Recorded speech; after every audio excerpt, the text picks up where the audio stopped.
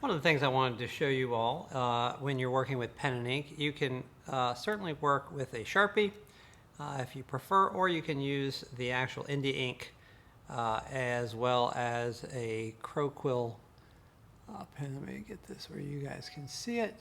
But what's great about these pens is they're designed to hold ink, and when you press down on it, hopefully, or excuse me, press up on it, you can see how it kind of splits there. That allows you to get some really nice line quality. Obviously, you do need, if you use it upside down, it's not going to work.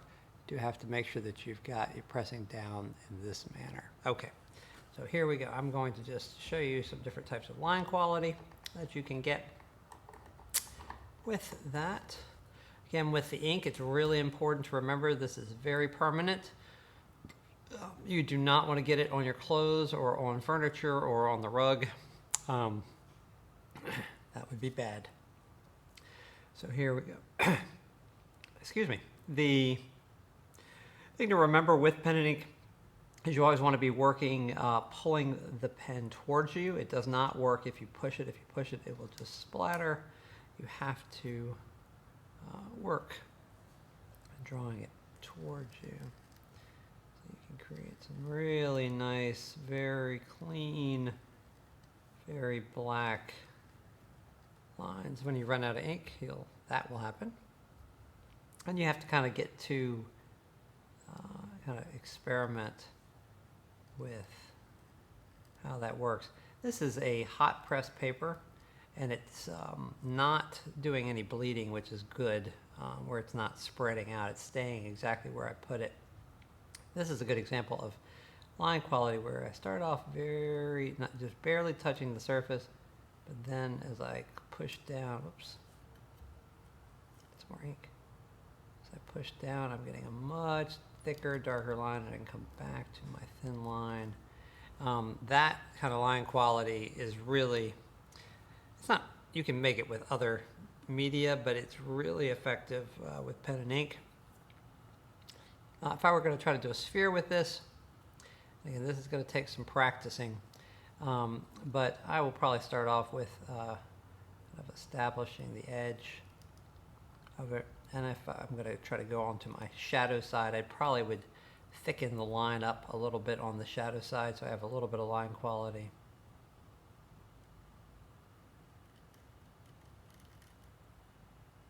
You can always rotate your paper too.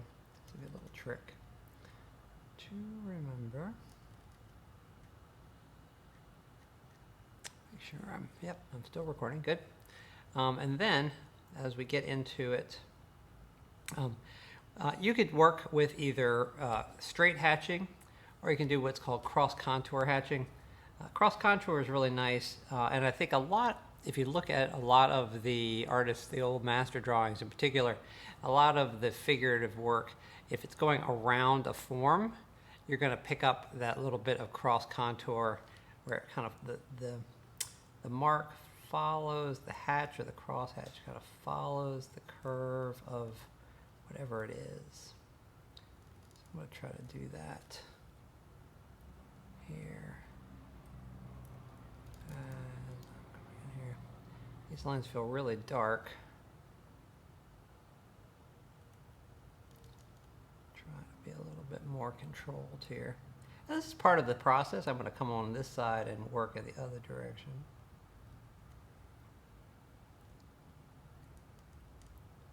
Part of this process is practicing, kind of getting a handle for your materials. I am not a huge fan of pen and ink, as you can probably tell. Some of you will find that Sharpie is just easier to work with. And actually, I generally encourage kids to explore Sharpie as an option. The downside with that is that you're not going to get a lot of line quality. All right, and so as we start getting in towards the center of the sphere, the lines are going to start getting a little bit straighter.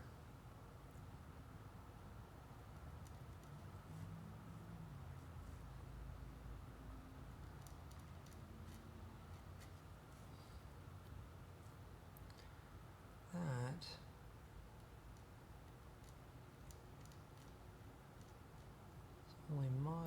successful. Picking up some of my lines here. Drop shadow is pretty straightforward.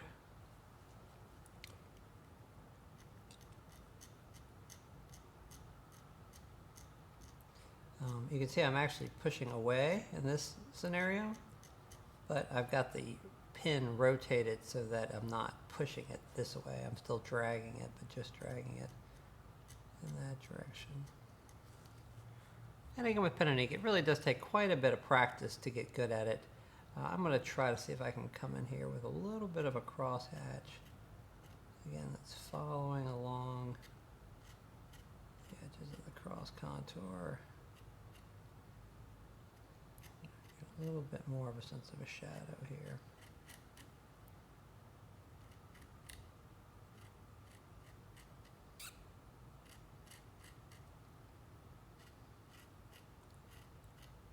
Okay. With the negative space, one little trick always to remember is that you can always take the negative space down darker to create an edge on the positive space. So rather than drawing that edge all the way out, I can just shade it that way. Actually, I like that mark. I'm going to come back in here and just kind of lay in some little detail marks.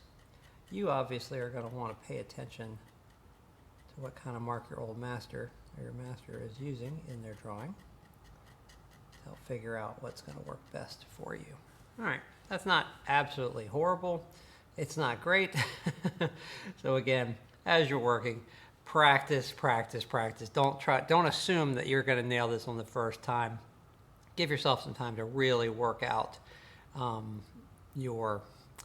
to get familiar and comfortable with your media. Lastly, always wash out your nib and your quill so that it does not dry with ink on it. That can be destructive to the tip. So we don't want to have that happen. And you obviously always want to put the top back on your ink.